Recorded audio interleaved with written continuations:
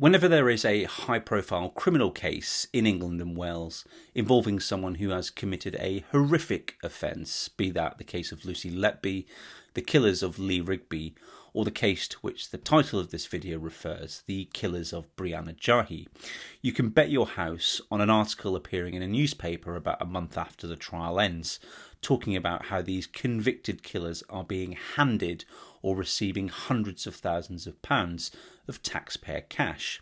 Now, the underlying tone of these articles are to convince people that taxpayer money is being thrown at bad people and should be stopped. And the case of Brianna Ghey is no exception.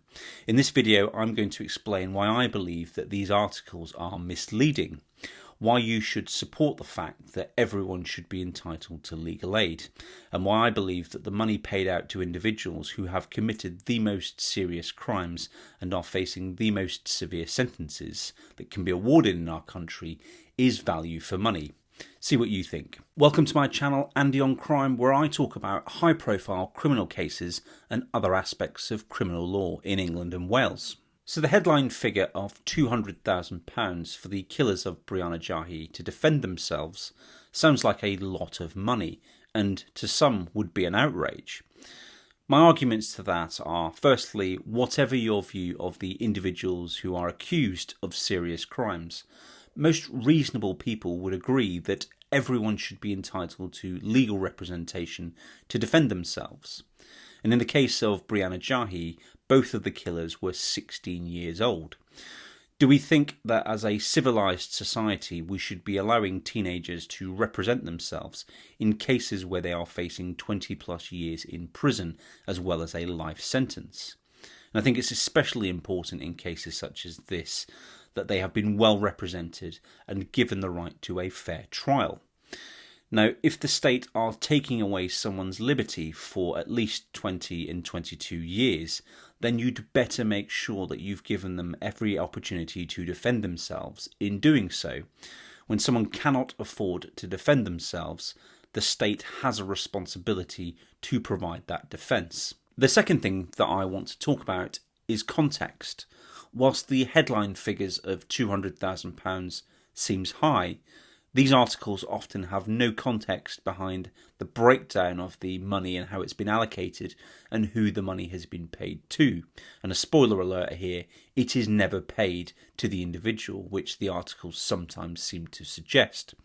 And the figures quoted will be inclusive of VAT, value-added tax. So you can immediately take 20% off of that figure, as that will go back to the government.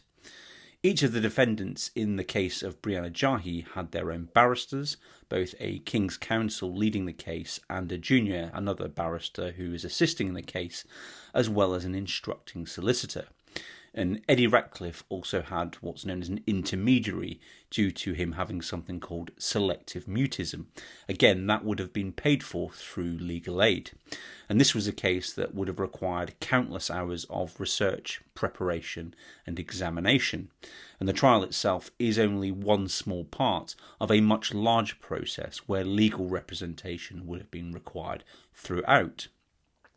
And the final thing to say about this, and this is often a criticism thrown at criminal barristers, and I think there's some confusion because civil barristers are often privately paid. There is very little legal aid in the civil bar, so they do charge sometimes very high fees.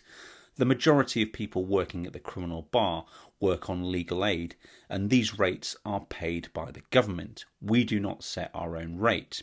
And just for clarity, I'm at the employed bar as well, so this is not a self-serving video. I mainly prosecute and I am paid a salary, so I'm not paid under legal aid rates. And the rates paid by the government in the form of legal aid had not until very recently been uprated for many years, leading to an exodus of solicitors and barristers, particularly at the junior end of the bar, given the dire rates that they were being offered and their inability to make a living out of it.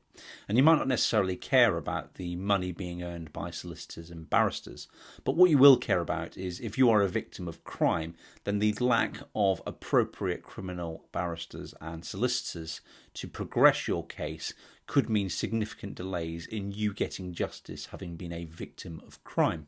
The final point that I want to make is that no one ever questions the costs of prosecuting these cases. And these costs, when you factor in the number of police officers who investigate the crime, the crime prosecution service caseworkers who consider whether to prosecute the case, the experts involved in cases such as murder where you have pathologists, and the barristers themselves who present the case and have a responsibility to try and convince a jury so that they are sure. No one ever questions these costs, and they can and are substantial. Why is it acceptable to spend hundreds of thousands of pounds to prosecute people, some of whom are indeed innocent and are found not guilty, and some of whom who you send to prison for years, but somehow it is deemed unacceptable for people to be given the resources to challenge the case against them and receive a fair trial, especially important where people do not have much money and are unable to afford their own fees to defend themselves? And anyone thinks that this is too much should ask themselves this question. If you were being accused of a serious crime such as murder or rape and were completely innocent, would you not want to be given the opportunity to defend yourself as best you can? And you might be thinking, well, this will never happen to me. Well, this is what happened to one Tory MP who was accused of a serious sexual offence.